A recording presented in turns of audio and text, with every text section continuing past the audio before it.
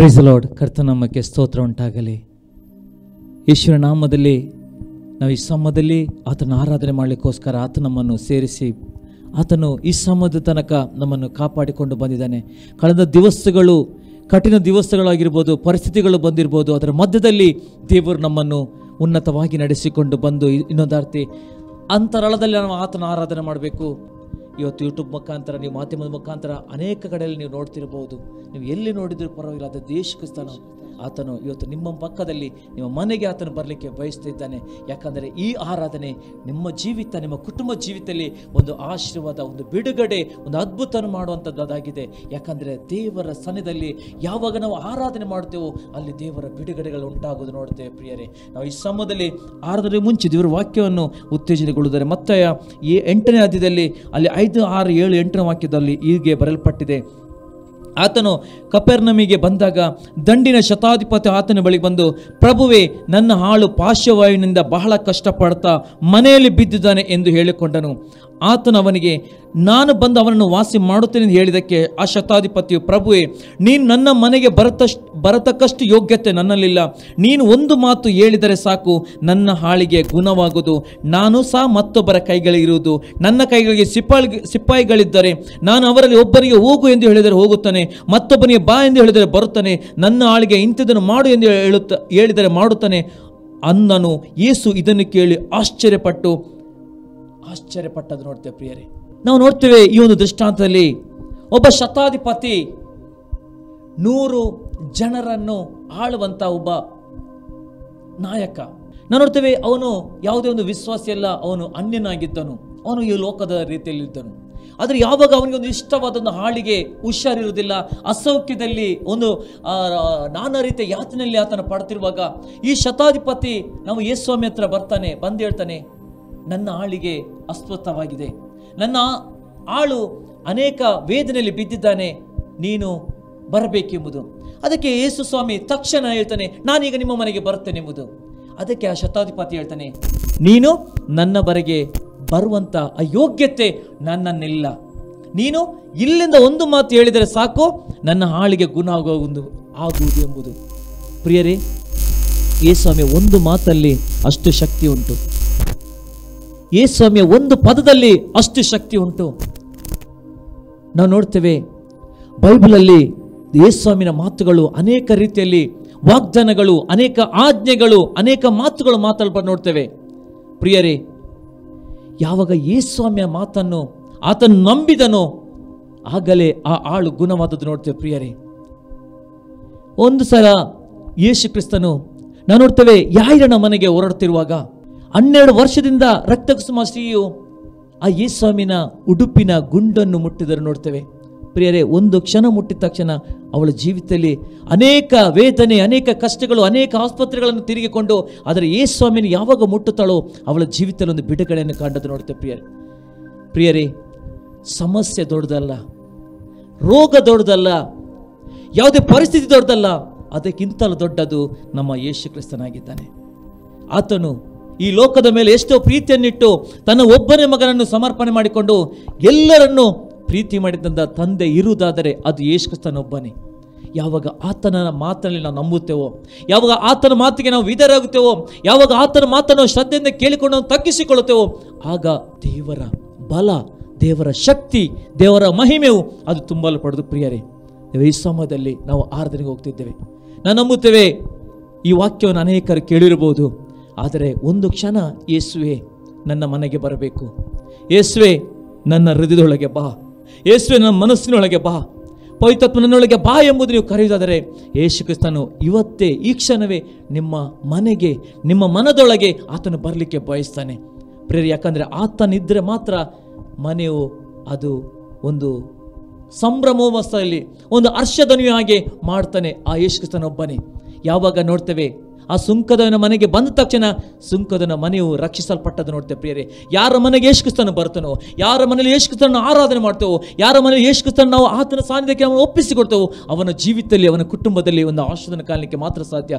ಪ್ರಿಯರೇ, ಸಮಯದಲ್ಲಿ ನಾವು ಆರಾಧನೆಗೋಸ್ಕರ ಬಂದಿದ್ದೇವೆ. ಪ್ರಿಯ, ನಮ್ಮನ್ನು ನಾವು ತಗ್ಗಿಸಿಕೊಳ್ಳುವ, ನಮ್ಮಲ್ಲಿ ಯಾವ ಸಂಗತಿಗಳು ದೇವ ಇನ್ನೂ ನಂಬಲಿಲ್ಲೋ, ಇನ್ನು ನಾವು ಏನು ನಿರೀಕ್ಷೆ ಇಡಿಲೋ, ಈ ಸಮಯದಲ್ಲಿ ಪರಿಪೂರ್ಣವಾಗಿ ಆತನ ಸಾನ್ನಿಧ್ಯಕ್ಕೆ ನಮ್ಮನ್ನು ಒಪ್ಪಿಸಿಕೊಡ್ತಾ, ದೇವ ನನ್ನೊಳಗೆ ಬಾ, ಪವಿತ್ರಾತ್ಮ ನನ್ನೊಳಗೆ ಬಾ, ನನ್ನ ಮನೆಗೆ ಬಾ ಎಂಬುದು ಆತನ ಕರೆಯುವ.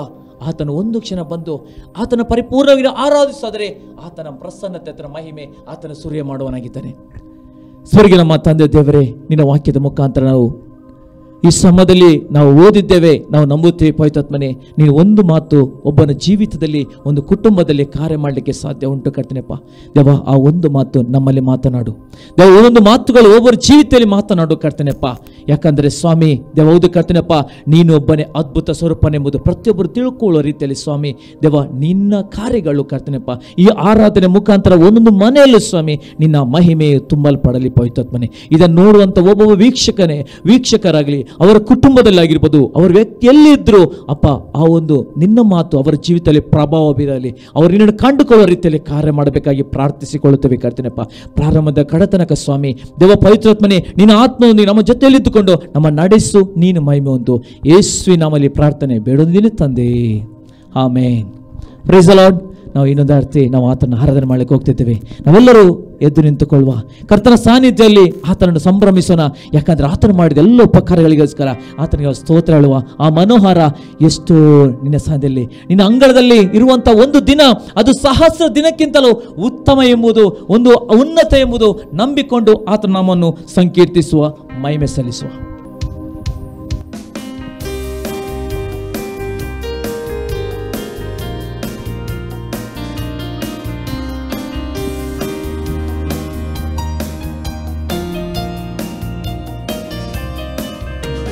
ಮನೋಹರ ಎಂದು ನಿನ್ನಾಲಯ, ಎಷ್ಟು ಆನಂದ ನಿನ್ನ ಅಂಗಳದಲ್ಲಿ. ಮನೋಹರ ಎಂದು ನಿನ್ನಾಲಯ, ಎಷ್ಟು ಆನಂದ ನಿನ್ನ ಅಂಗಳದಲ್ಲಿ. ದೇವರೇ ನಂತನು ಮನದಿಂದ ಹಲ್ಲೆಲೂಯ ಹಾಡುವೆ. ದೇವರೇ ನಂತನು ಮನದಿಂದ ಹಲ್ಲೆಲೂಯ ಹಾಡುವೆ. ಯೇಸು ಒಳ್ಳೆವ, ಎಲ್ಲರನ್ನು ಬಲ್ಲವ, ತನ್ಮಕ್ಕಳಿಗೆಂದು ಆಶ್ರಯ. ಯೇಸು ಒಳ್ಳೆವ, ಎಲ್ಲರನ್ನು ಬಲ್ಲವ, ತನ್ಮಕ್ಕಳಿಗೆಂದು ಆಶ್ರಯ. ದೇವರೇ ನಂತನು ಮನದಿಂದ ಹಲ್ಲೆಲೂಯ ಹಾಡುವೆ. ದೇವರೇ ನಂತನು ಮನದಿಂದ ಹಲ್ಲೆಲೂಯ ಹಾಡುವೆ. ನಿನ್ನ ವೇದಿಗಳ ಬಳಿಯಲ್ಲಿಯೇ ಇದ್ದು ಗುಪ್ಪಿಗೆ ಮನೆಯು ಪಾರಿವಾಳಕ್ಕೆ ಗೂಡು. ನಿನ್ನ ವೇದಿಗಳ ಬಳಿಯಲ್ಲಿಯೇ ಇದ್ದು ಗುಪ್ಪಿಗೆ ಮನೆಯು ಪಾರಿವಾಳಕ್ಕೆ ಗೂಡು. ದೊರಕಿದ ಹಾಗೆ ನನ್ನಯ ಮನವು ಹೊಂದಲು ಬಯಸುವುದು. ದೊರಕಿದ ಹಾಗೆ ನನ್ನಯ ಮನವು ಹೊಂದಲು ಬಯಸುವುದು. ಯೇಸು ಒಳ್ಳೆವ, ಎಲ್ಲರನ್ನು ಬಲ್ಲವ, ತನ್ಮಕ್ಕಳಿಗೆಂದು ಆಶ್ರಯ. ಯೇಸು ಒಳ್ಳೆವ, ಎಲ್ಲರನ್ನು ಬಲ್ಲವ, ತನ್ಮಕ್ಕಳಿಗೆಂದು ಆಶ್ರಯ. ದೇವರೇ ನಂತನು ಮನದಿಂದ ಹಲ್ಲೆಲೂಯ ಹಾಡುವೆ. ದೇವರೇ ನಂತನು ಮನದಿಂದ ಹಲ್ಲೆಲೂಯ ಹಾಡುವೆ. ನಿನ್ನ ಅಂಗಳದಲ್ಲಿ ಒಂದು ದಿನ ಬೇರೆ ಸಹಸ್ರ ದಿನಕ್ಕಿಂತ ಉತ್ತಮವು. ನಿನ್ನ ಅಂಗಳದಲ್ಲಿ ಒಂದು ದಿನ ಬೇರೆ ಸಹಸ್ರ ದಿನಕ್ಕಿಂತ ಉತ್ತಮವು. ದುಷ್ಟರ ಗೂಡಾರಗಳಲ್ಲಿ ವಾಸಿಸುವುದಕ್ಕಿಂತ ನನ್ನ ದೇವರ ಆಲಯದ ಬಾಗಿಲು ಕಾಯುವುದೇ ಲೇಸು. ಯೇಸು ಒಳ್ಳೆವ, ಎಲ್ಲರನ್ನು ಬಲ್ಲವ, ತನ್ಮಕ್ಕಳಿಗೆಂದು ಆಶ್ರಯ. ಯೇಸು ಒಳ್ಳೆವ, ಎಲ್ಲರನ್ನು ಬಲ್ಲವ, ತನ್ಮಕ್ಕಳಿಗೆಂದು ಆಶ್ರಯ. ದೇವರೇ ನಂತನು ಮನದಿಂದ ಹಲ್ಲೆಲೂಯ ಹಾಡುವೆ. ದೇವರೇ ನಂತನು ಮನದಿಂದ ಹಲ್ಲೆಲೂಯ ಹಾಡುವೆ. ನಿನ್ನ ವೇದಿಗಳ ಬಳಿಯಲ್ಲಿಯೇ ಇದ್ದು ಗುಬ್ಬಿಗೆ ಮನೆಯೋ ಪಾರಿವಾಳಕ್ಕೆ ಗೂಡು. ನಿನ್ನ ವೇದಿಗಳ ಬಳಿಯಲ್ಲಿಯೇ ಇದ್ದು ಗುಬ್ಬಿಗೆ ಮನೆಯೋ ಪಾರಿವಾಳಕ್ಕೆ ಗೂಡು. ದೊರಕಿದ ಹಾಗೆ ನನ್ನಯ ಮನವು ಹೊಂದಲು ಬಯಸುವುದು. ದೊರಕಿದ ಹಾಗೆ ನನ್ನಯ ಮನವು ಹೊಂದಲು ಬಯಸುವುದು. ಯೇಸು ಒಳ್ಳೆವ ಎಲ್ಲರನ್ನು ಬಲ್ಲವ ತನ್ನ ಮಕ್ಕಳಿಗೆಂದು ಆಶ್ರಯ. ಯೇಸು ಒಳ್ಳೆವ ಎಲ್ಲರನ್ನು ಬಲ್ಲವ ತನ್ನ ಮಕ್ಕಳಿಗೆಂದು ಆಶ್ರಯ. ದೇವರೇ ನಂತನು ಮನದಿಂದ ಹಲ್ಲೆಲೂಯಾ ಹಾಡುವೆ. ದೇವರೇ ನಂತನು ಮನದಿಂದ ಹಲ್ಲೆಲೂಯಾ ಹಾಡುವೆ. ದೇವರೇ ನಂತನು ಮನದಿಂದ ಹಲ್ಲೆಲೂಯಾ ಹಾಡುವೆ. ದೇವರೇ ನಂತನು ಮನದಿಂದ ಹಲ್ಲೆಲೂಯಾ ಹಾಡುವೆ. ದೇವರೇ ನಂತನು ಮನದಿಂದ ಹಲ್ಲೆಲೂಯಾ ಹಾಡುವೆ. ದೇವರೇ ನಂತನು ಮನದಿಂದ ಹಲ್ಲೆಲೂಯಾ ಹಾಡುವೆ. ಯೇಸುವೇ, ಆ ಮನೋಹರ ನಿನ್ನ ಅಂಗಳದಲ್ಲಿ, ಹೌದು ಸ್ವಾಮಿ, ನಾವು ನಿನ್ನ ಅಂಗಳದಲ್ಲಿ ಸೇರಬೇಕೆಂಬುದು ಹಂಬಲಿಸುತ್ತದೆ.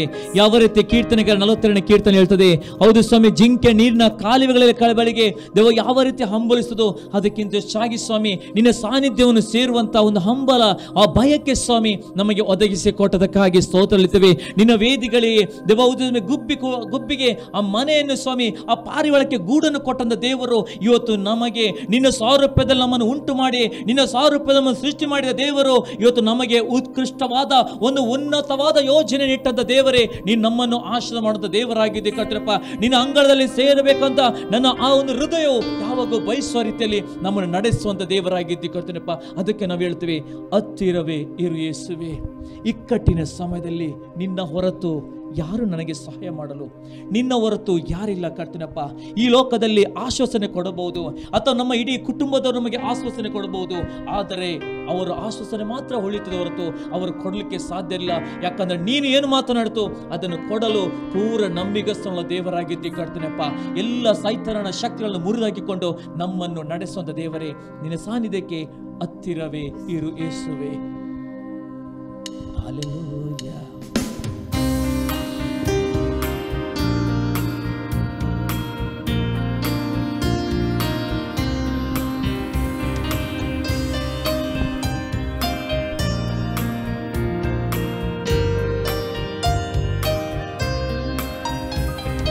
ಹತ್ತಿರವೇ ಇರು ಯೇಸುವೇ, ಇಕ್ಕಟ್ಟಿನ ಸಮಯದಲ್ಲಿ. ಹತ್ತಿರವೇ ಇರು ಯೇಸುವೇ, ಇಕ್ಕಟ್ಟಿನ ಸಮಯದಲ್ಲಿ. ನಿನ್ನ ಹೊರತು ಯಾರೂ ಇಲ್ಲ ನನಗೆ ಸಹಾಯ ಹಸ್ತ ನೀಡಲು. ನಿನ್ನ ಹೊರತು ಯಾರೂ ಇಲ್ಲ ನನಗೆ ಸಹಾಯ ಹಸ್ತ ನೀಡಲು. ಹತ್ತಿರವೇ ಇರು ಯೇಸುವೇ, ಇಕ್ಕಟ್ಟಿನ ಸಮಯದಲ್ಲಿ. ಹತ್ತಿರವೇ ಇರು ಯೇಸುವೇ, ಇಕ್ಕಟ್ಟಿನ ಸಮಯದಲ್ಲಿ. ಬಲಹೀನ ವೇಳೆಯಳು ಬಲವಾಗಿ ಇರು ಯೇಸುವೇ. ಬಲಹೀನ ವೇಳೆಯಳು ಬಲವಾಗಿ ಇರು ಯೇಸುವೇ. ಅಜ್ಞಾನದ ವೇಳೆಯಳು ಜ್ಞಾನವನಿರು ಯೇಸುವೇ. ಅಜ್ಞಾನದ ವೇಳೆಯಳು ಜ್ಞಾನವನಿರು ಯೇಸುವೇ. ಹತ್ತಿರವೇ ಇರು ಯೇಸುವೇ, ಇಕ್ಕಟ್ಟಿನ ಸಮಯದಲ್ಲಿ. ಹತ್ತಿರವೇ ಇರು ಯೇಸುವೇ, ಇಕ್ಕಟ್ಟಿನ ಸಮಯದಲ್ಲಿ. ಸೈತಾನನ ತಂತ್ರಗಳನ್ನು ತಿಳಿಸಿ ಕೊಡು ಯೇಸುವೇ, ಸೈತಾನನ ತಂತ್ರಗಳನ್ನು ತಿಳಿಸಿ ಕೊಡು ಯೇಸುವೇ, ವಾಕ್ಯದ ರಹಸ್ಯವನ್ನು ಕಲಿಸಿ ಕೊಡು ಯೇಸುವೇ, ನನಗೆ ವಾಕ್ಯದ ರಹಸ್ಯವನ್ನು ಕಲಿಸಿ ಕೊಡು ಯೇಸುವೇ, ಹತ್ತಿರವೇ ಇರು ಯೇಸುವೇ, ಇಕ್ಕಟ್ಟಿನ ಸಮಯದಲ್ಲಿ ಹತ್ತಿರವೇ ಇರು ಯೇಸುವೇ, ಇಕ್ಕಟ್ಟಿನ ಸಮಯದಲ್ಲಿ ಮಾರ್ಗ ತಪ್ಪಿ ಹೋಗುವಾಗ ಮಾರ್ಗವನ್ನು ತೋರು ಯೇಸುವೇ, ಮಾರ್ಗ ತಪ್ಪಿ ಹೋಗುವಾಗ ಮಾರ್ಗ ತಪ್ಪಿ ತೋರು ಯೇಸುವೇ, ಸ್ವರ್ಗದಲ್ಲಿ ಒಂದು ಸ್ಥಳವ ನನಗೆ ನೀಡು ಯೇಸುವೇ, ಸ್ವರ್ಗದಲ್ಲಿ ಒಂದು ಸ್ಥಳವ ನನಗೆ ನೀಡು ಯೇಸುವೇ, ಹತ್ತಿರವೇ ಇರು ಯೇಸುವೇ, ಇಕ್ಕಟ್ಟಿನ ಸಮಯದಲ್ಲಿ ಹತ್ತಿರವೇ ಇರು ಯೇಸುವೇ, ಇಕ್ಕಟ್ಟಿನ ಸಮಯದಲ್ಲಿ ಬಲಹೀನ ವೇಳೆಯೊಳು ಬಲವಾಗಿ ಇರು ಯೇಸುವೇ, ಬಲಹೀನ ವೇಳೆಯೊಳು ಬಲವಾಗಿ ಇರು ಯೇಸುವೇ, ಅಜ್ಞಾನದ ವೇಳೆಯೊಳು ಜ್ಞಾನವ ನೀಡು ಯೇಸುವೇ, ಅಜ್ಞಾನದ ವೇಳೆಯೊಳು ಜ್ಞಾನವ ನೀಡು ಯೇಸುವೇ, ಹತ್ತಿರವೇ ಇರು ಯೇಸುವೇ, ಇಕ್ಕಟ್ಟಿನ ಸಮಯದಲ್ಲಿ ಹತ್ತಿರವೇ ಇರು ಯೇಸುವೇ, ಇಕ್ಕಟ್ಟಿನ ಸಮಯದಲ್ಲಿ ಮಾರ್ಗ ತಪ್ಪಿ ಹೋಗುವಾಗ ಮಾರ್ಗವನ್ನು ತೋರು ಯೇಸುವೇ, ಮಾರ್ಗ ತಪ್ಪಿ ಹೋಗುವಾಗ ಮಾರ್ಗವನ್ನು ತೋರು ಯೇಸುವೇ, ಸ್ವರ್ಗದಲ್ಲಿ ಒಂದು ಸ್ಥಳವ ನನಗೆ ನೀಡು ಯೇಸುವೇ, ಸ್ವರ್ಗದಲ್ಲಿ ಒಂದು ಸ್ಥಳವ ನನಗೆ ನೀಡು ಯೇಸುವೇ, ಹತ್ತಿರವೇ ಇರು ಯೇಸುವೇ, ಇಕ್ಕಟ್ಟಿನ ಸಮಯದಲ್ಲಿ ಹತ್ತಿರವೇ ಇರು ಯೇಸುವೇ, ಇಕ್ಕಟ್ಟಿನ ಸಮಯದಲ್ಲಿ ನಿನ್ನ ಹೊರತು ಯಾರೂ ಇಲ್ಲ ನನಗೆ ಸಹಾಯ ಹಸ್ತ ನೀಡಲು, ನಿನ್ನ ಹೊರತು ಯಾರೂ ಇಲ್ಲ ನನಗೆ ಸಹಾಯ ಹಸ್ತ ನೀಡಲು, ಹತ್ತಿರವೇ ಇರು ಯೇಸುವೇ. ಹೌದು ಕರ್ತನಪ್ಪ, ನಮ್ಮ ಹತ್ತಿರ ಇರುವಂತ ನಮ್ಮನ್ನ ಹತ್ತಿರ ನಡೆಸುವಂತ ದೇವರಾಗಿದೆ ಕರ್ತನಪ್ಪ ರಾಜ. ನಿನ್ನ ಹೊರತು ಯಾರು ಇಲ್ಲ ಕರ್ತನಪ್ಪ, ಈ ಭೂಲೋಕದಲ್ಲಿ ಯಾರು ನಿನ್ನಾಗೆ ಪ್ರೀತಿಸೋರು ಯಾರು ಇಲ್ಲ, ನಿನ್ನಾಗೆ ದಯ ತೋರಿಸೋರು ಯಾರಿಲ್ಲ ಕರ್ತನಪ್ಪ. ಅಪ್ಪ ಪ್ರತಿ ಕ್ಷಣವೂ ಸ್ವಾಮಿ ನಮ್ಮನ್ನು ಪ್ರೀತಿಸಿ ನಮ್ಮನ್ನು ನಡೆಸುವಂತ ದೇವರಾಗಿದ್ದಿ. ಬಲಹೀನ ವೇಳೆಯಲ್ಲಿ ಬಲವನ್ನು ಕೊಡುವಂತ ದೇವರು ಕರ್ತನಪ್ಪ. ಯಾವ ಹಸಿವೆಯಲ್ಲಿರುವಾಗ ಯಾವ ಸಮೃದ್ಧಿಯಾಗಿ ಪೋಷಿಸಿ ನಡೆಸುವಂತ ದೇವರಾಗಿದೆ ಕರ್ತನಪ್ಪ. ನಿನ್ನ ಸಾನ್ನಿಧ್ಯದಲ್ಲಿ ಒಂದು ಬಿಡುಗಡೆ, ನಿನ್ನ ಸಾನ್ನಿಧ್ಯದಲ್ಲಿ ಒಂದು ಅದ್ಭುತ ಕಾಣಲಿಕ್ಕೆ ಸಾಧ್ಯವಾಗಿದೆ ಕರ್ತನಪ್ಪ ರಾಜ. ಅದಕ್ಕೆ ನಾವು ಯಾವಾಗಲೂ ಹೇಳ್ತೇವೆ, ನಮ್ಮ ಹತ್ತಿರವಿರಬೇಕು ಸ್ವಾಮಿ. ನೀನು ಹೌದು ಕರ್ತನಪ್ಪ, ನಿನ್ನನ್ನು ಬಿಟ್ಟು ನಾವು ಏನು ಮಾಡ್ಲಿಕ್ಕೂ ಸಾಧ್ಯವಿಲ್ಲ, ನಿನ್ನನ್ನು ಬಿಟ್ಟು ನಾವು ಏನು ಅಲ್ಲಿಗೆ ಹೋಗ್ಲಿಕ್ಕೆ ಸಾಧ್ಯವಿಲ್ಲ. ಯಾಕಂದರೆ ನಮ್ಮ ತಂದೆ ನೀನಾಗಿದ್ದಿ, ನಮ್ಮನ್ನು ಸಂರಕ್ಷಿಸುವಂತ, ನಮ್ಮನ್ನು ಪೋಷಿಸುವಂತ, ನಮ್ಮನ್ನು ಕೈ ಹಿಡಿದು ನಡೆಸುವಂತ ದೇವರು ನೀನಾಗಿದ್ದಿ. ಅದಕ್ಕೆ ನಾವು ಹೇಳ್ತೀವಿ ಸಮಯದಲ್ಲಿ, ನೀನೆನ್ನ ಆಶ್ರಯ, ನನ್ನ ಕೋಟೆ, ನನ್ನ ಬಂಡೆ, ನನ್ನ ಸರ್ವಸ್ವ ನೀನಾಗಿದ್ದೆ ಎಂಬುದು. ಅಪ್ಪ ಈ ಸಮಯದಲ್ಲಿ ಇನ್ನೊಂದಾರ್ತಿ ನಾವು ಕಣ್ಣುಗಳ ಮುಚ್ಚಿತೆ ಕೊನೆ ಬಾರಿ ನಮ್ಮ ಜೀವಿತದಲ್ಲಿ ಪರಿಪೂರ್ಣವಾಗಿ ಒಪ್ಪಿಸಿಕೊಡ್ತಾ ಆತನ ಕರೆಯುವ, ನಾವು ಹೇಳುವ ಆತನಲ್ಲಿ, ನಾನು ಇಲ್ಲಿದ್ದೇನೆ ದೇವ, ನಾನು ಇಲ್ಲಿದ್ದೇನೆ, ನಾನು ಇಲ್ಲಿದ್ದೇನೆ ದೇವ, ನನ್ನನ್ನು ನಡೆಸು, ನಿನ್ನ ಮಹಿಮೆಯಿಂದ ನಾನು ತುಂಬಿಸಿ ಎಂಬುದು ಆತನಿಗೆ ಪರಿಪೂರ್ಣವಾಗಿ ನಮ್ಮನ್ನು ಒಪ್ಪಿಸಿಕೊಡೋಣ. ಹೋಲಿ ಸ್ಪಿರಿಟ್ ಜೀಸಸ್ ಲಾರ್ಡ್, ಹಲ್ಲೆಲೂಯಾ ರಾಜ.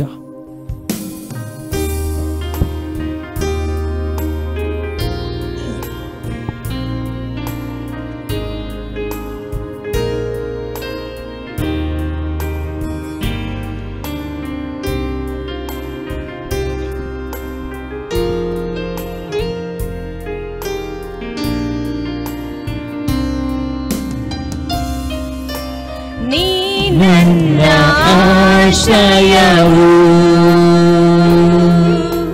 ನೀ ನನ್ನ ಕೋಟೆಯು, ನೀ ನನ್ನ ಪ್ರಾಣನಾಥ, ನೀ ನನ್ನ ದೇವ, ನೀ ನನ್ನ ಆಶ್ರಯವು, ನನ್ನ ಕೋಟೆಯು, ನೀ ನನ್ನ ಪ್ರಾಣನಾಥ, ನೀ ನನ್ನ ದೇವ.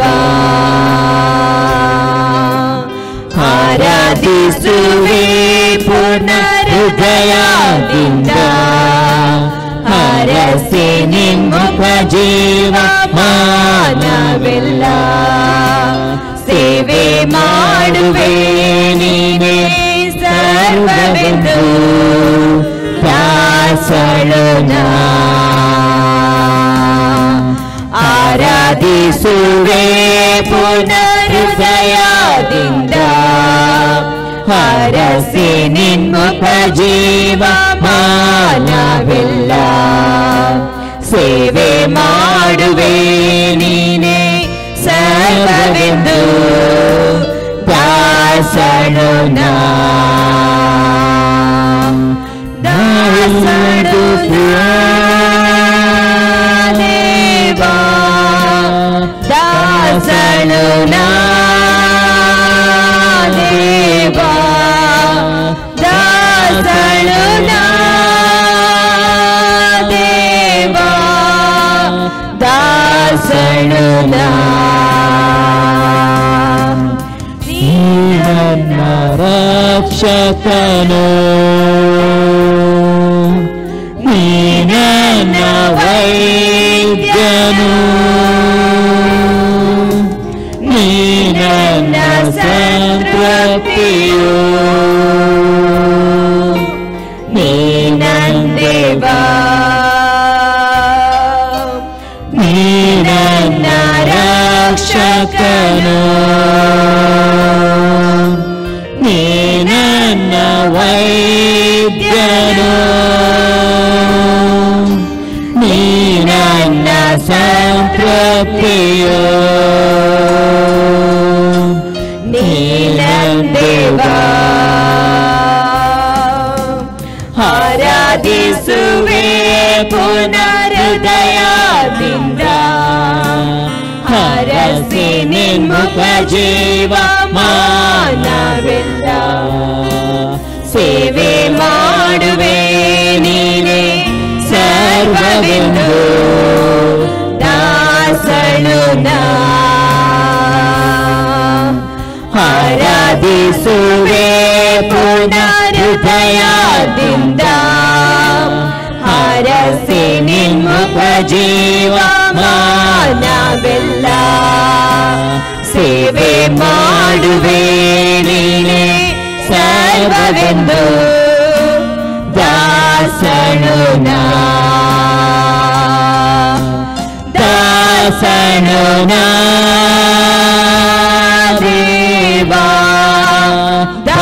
ದಾಸನು ನಾ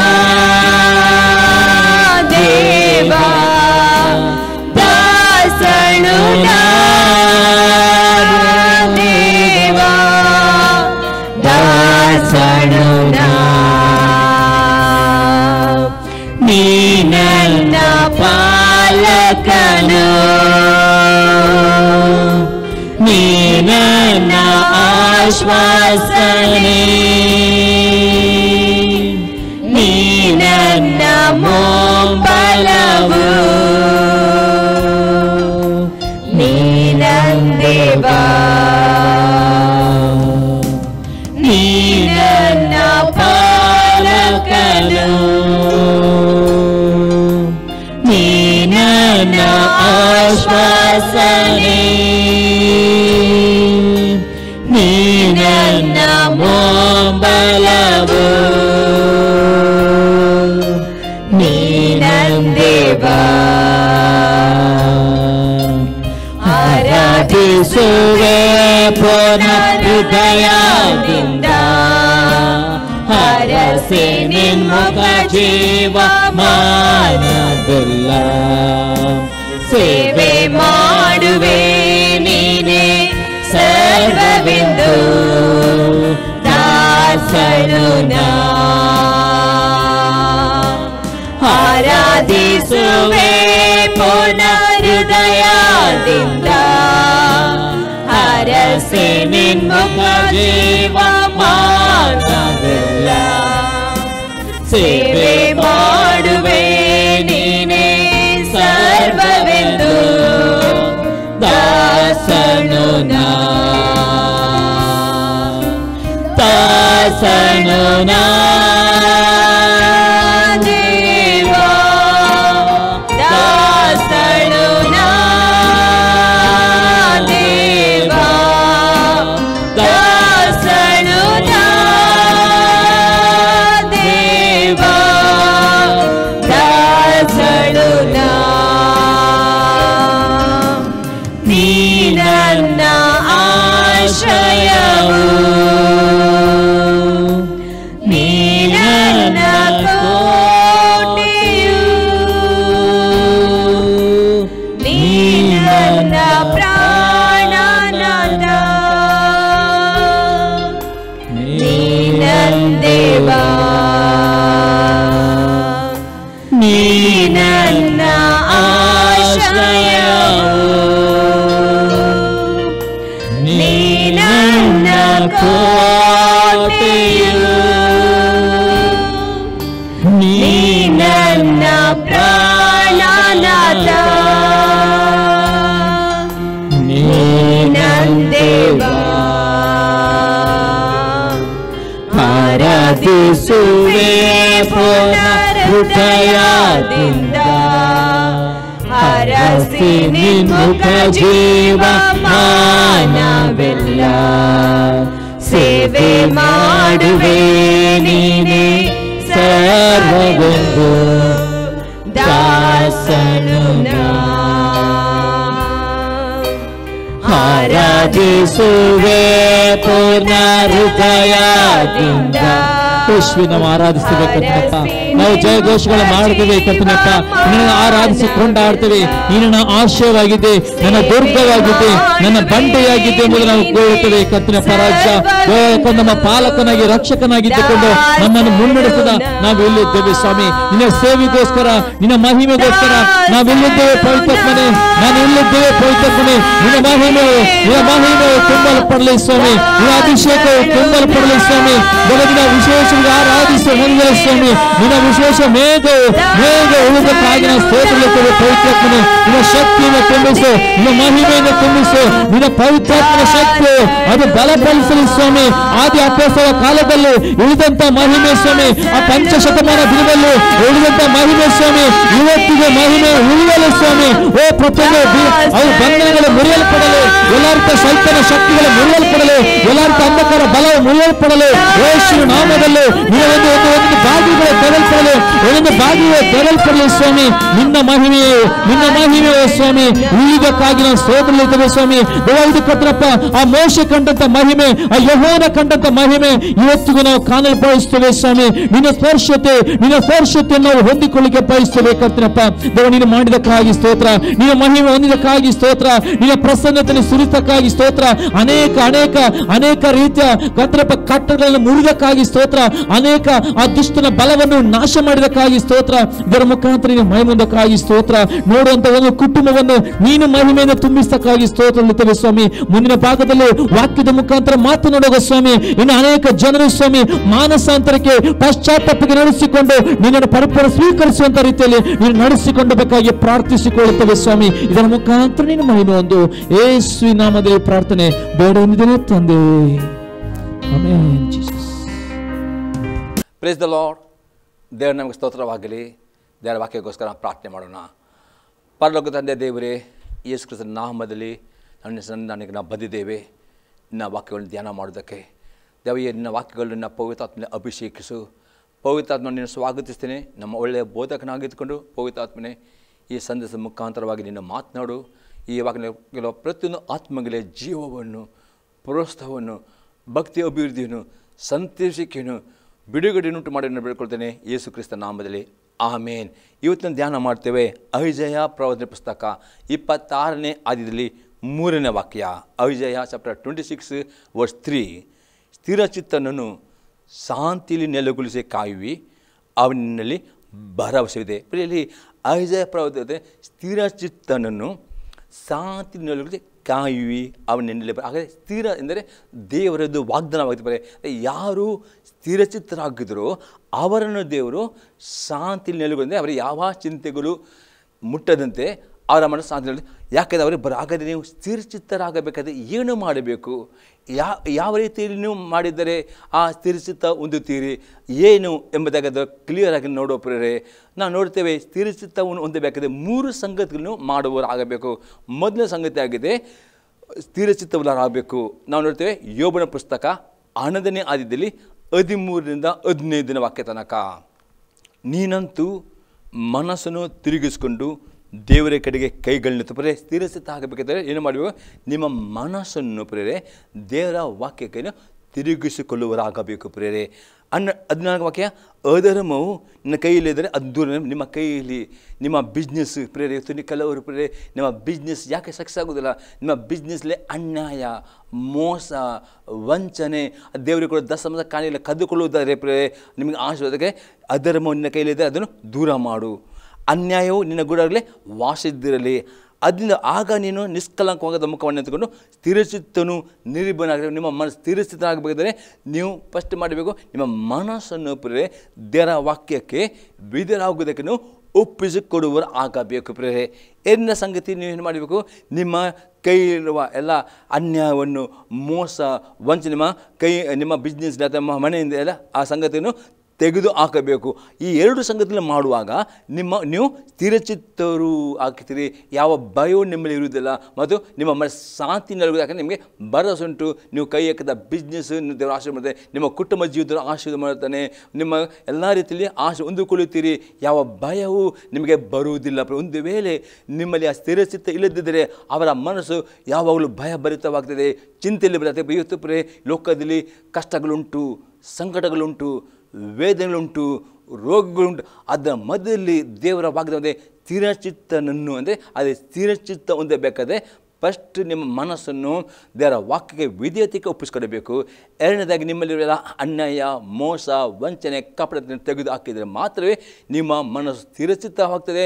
ಆಗ ದೇವರು ನಿಮಗೆ ಶಾಂತಿ ಕೊಡುತ್ತಾನೆ, ನಿಮಗೆ ಭರವಸೆ ನಿಮ್ಮಲ್ಲಿ ಇರ್ತದೆ ಮತ್ತು ಅಂಥವರಿಗೆ ಯಾವ ಭಯವು ಅವರಿರದೆ ಯಾವ ಸುರಕ್ಷಿತರಾಗ್ತಾರೆ ಎಂಬುದಾಗಿ ನಾವು ಇಲ್ಲಿ ಯೋಬನ ಪುಸ್ತಕದಲ್ಲಿ ನೋಡುತ್ತೇವೆ. ಇನ್ನೊಂದು ಎಕ್ಸಾಂಪಲ್ ನೋಡ್ತೇವೆ, ಕೀರ್ತನೆ 51 ಅದರಲ್ಲಿ 10ನೇ ವಾಕ್ಯ.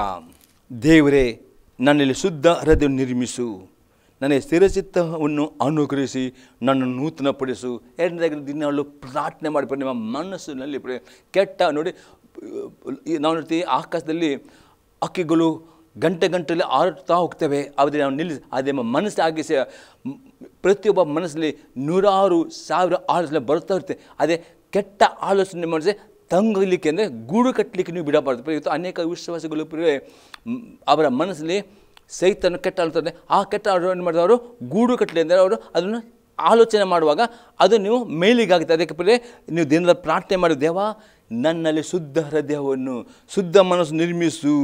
ಆಗಸ್ತಿದ್ರೆ ಯಾವಾಗ ನಿಮ್ಮ ಮನಸ್ಸು ಶುದ್ಧ ಇರ್ತದೋ, ಮತ್ತೆ 5:8 ಇರ್ತದೆ, ನಿರ್ಮಲ ಚಿತ್ತರು ಧನ್ಯರು. ನೀವು ಈ ಲೋಕ ಧನ್ಯರಾಗಬೇಕಂದ್ರೆ ನಿಮ್ಮ ಹೃದಯವು ನಿಮ್ಮ ಶುದ್ಧವಾಗಬೇಕು.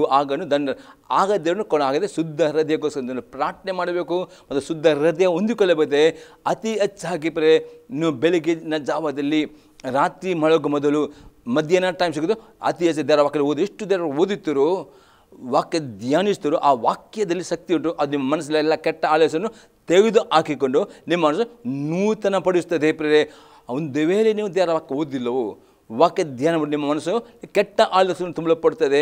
ಅದಕ್ಕೆ ನಿಮ್ಮ ಮನಸ್ಸಲ್ಲಿ ಚಿಂತೆ, ಬೇಸರ, ನಿರಾಸೆ, ಭಯ. ಅದಕ್ಕೆ ನಿಮಗೆ ಶಾಂತಿ ಬೇಕಾ, ಸಮಾಧಾನ ಬೇಕಾ, ದೇವರ ಮೇಲೆ ಭರವಸೆ ಇಡಬೇಕಾಗಿದೆ. ನಿಮ್ಮ ಮನಸ್ಸಿನಲ್ಲಿ ಇರೋ ಕೆಟ್ಟ ಆಲೋಚನೆ ತೆಗೆದು ಹಾಕಬೇಕಾದ್ರೆ ದೇವರ ವಾಕ್ಯವನ್ನು ಓದಬೇಕು, ಪ್ರಾರ್ಥನೆ ಮಾಡಬೇಕು, ವಾಕ್ಯ ಓದಬೇಕು. ವಾಕ್ಯದಲ್ಲಿ ಶಕ್ತಿ ಉಂಟು. ಆ ವಾಕ್ಯ ಏನಿರುತ್ತೆ, ನಿಮ್ಮ ಮನಸ್ಸಲ್ಲಿರುವ ಕೆಟ್ಟನ್ನು ತೆಗೆದುಬಿಟ್ಟು ದೇವರ ಆಲೋಚನೆ ಪಡುವಾಗ ನೂತನ ಮನಸ್ಸು, ನೂತನ ಹೃದಯ, ನಿಮ್ಮ ಮನಸ್ಸು ಧ್ಯಾನ ದೇವರೇ ಮೆಚ್ಚಲ್ಪಡುತ್ತದೆ. ಪ್ರೇರೆ ಇನ್ನೊಂದು ಎಕ್ಸಾಂಪಲ್ ನೋಡ್ತೇವೆ.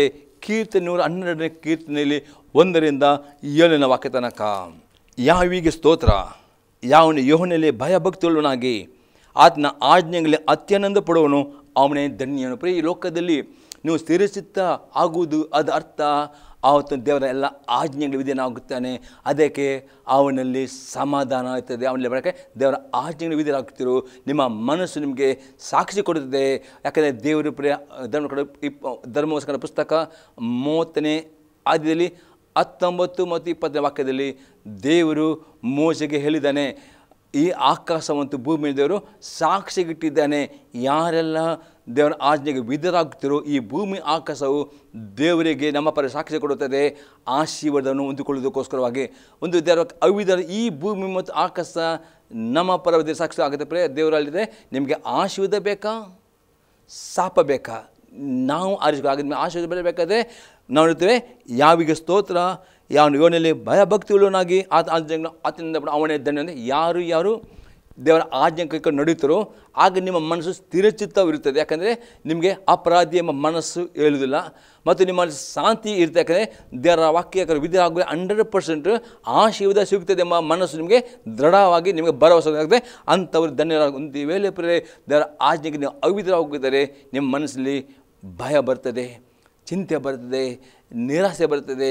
ಜೀವಿತಕ್ಕೆ ಅವಿಧರಾದವರು ಆಶೀರ್ವಾದ ಹೊಂದಿಕೊಳ್ಳಲಿಕ್ಕೆ ಆಗುವುದಿಲ್ಲ. ಇವತ್ತು ಅನೇಕರು ಇಷ್ಟು ನೋಡಿದೆ, ಯಾಕೆ ನನಗೆ ಆಶೀರ್ವಾದ ಬರೋದಿಲ್ಲ, ಎಷ್ಟು ನಾನು ಕೆಲಸ ಮಾಡ್ತೇನೆ, ಹಗಲು ರಾತ್ರಿ ದುಡಿತೇನೆ, ಓವರ್ ಡ್ಯೂಟಿ ಮಾಡ್ತೇನೆ, ಇಷ್ಟು ಕೈಲಿ ಸಂಬಳ ಬರ್ತದೆ, ಅದೇ ತಿಂಗಳ ಹೋಗುವಾಗ ಎಲ್ಲ ಸಂಬಳ ಖಾಲಿ ಹೋಗ್ತದೆ, ಸಾಲ ಹಾಗೆ ಉಳಿತದೆ, ಏನು ಶೇವಿಂಗ್ಸ್ ಇಲ್ಲ. ಅನೇಕರು ಅನೇಕರು ಮುಖ ಬಾಡಿ ಹೋಗಿದೆ, ಅನೇಕರ ಮನಸ್ಸು ಚಿಂತೆಯಲ್ಲಿ ಮುಳುಗಿದ್ದಾರೆ ಎಂದು ತೋರಿಸಿದ. ಅನೇಕರು ಮನಸ್ಸು ಚಿಂತೆ ಅವರು ದುಃಖಪಟ್ಟು, ಎಷ್ಟು ನಾನು ದುಡಿದಿದ್ದೇನೆ, ಎಷ್ಟು ವರ್ಷ ನಾನು ದುಡಿದ್ದೆ, ಆದರೆ ನನ್ನ ಬ್ಯಾಂಕಲ್ಲಿ ಯಾವ ಶೇವಿಂಗ್ಸ್ ಇಲ್ಲ, ಎಲ್ಲ ಹಣ ಖಾಲಿ ಆಗ್ತದೆ, ಸಾಲ ತೀರಿಸಿ ಎಷ್ಟರ ತನಕ ದೇವರ ಆಜ್ಞೆಗೆ ನಾವು ವಿಧೇಯರಾಗುವುದಿಲ್ಲವೋ?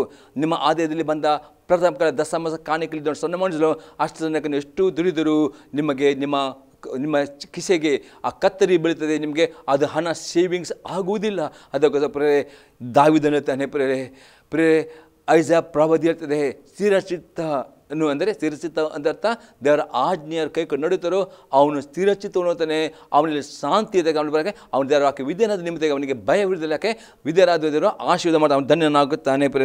2ನೇ ವಾಕ್ಯ ನೋಡ್ತೇವೆ, ಅವನ ಸಂತಾನ ಲೋಕದ ಅವನ ಸಂತಾನ ಮಕ್ಕಳು ಲೋಕದ ಬಲಿಸೋದೆ, ನೀತಿವಂತ ಅಂಶ ಶುಭ, ಅವರ ಮನೆಯು ಅವರ ಕುಟುಂಬವು ಶುಭ ಹೊಂದುತ್ತಾರೆ. ಅವನ ಮನೆಯಲ್ಲಿ ಧನ, ನಿಮ್ಮ ಮನೆಯಲ್ಲಿ ಬೇಕಾದ ಐಶ್ವರ್ಯ ಇರುತ್ತದೆ. ಅವನ ನೀತಿಯು ಸದಾಕಾಲ ಫಲಿಸುವುದು, ಯಥಾರ್ಥರಿಗೆ ಕತ್ತಲಲ್ಲಿ ಜ್ಯೋತಿ ಮೂಡುವುದು. ದಯೆಯು ಕನಿಕರು ನೀತಿ ಉಳ್ಳ ದೇವರೇ ಆ ಜ್ಯೋತಿ.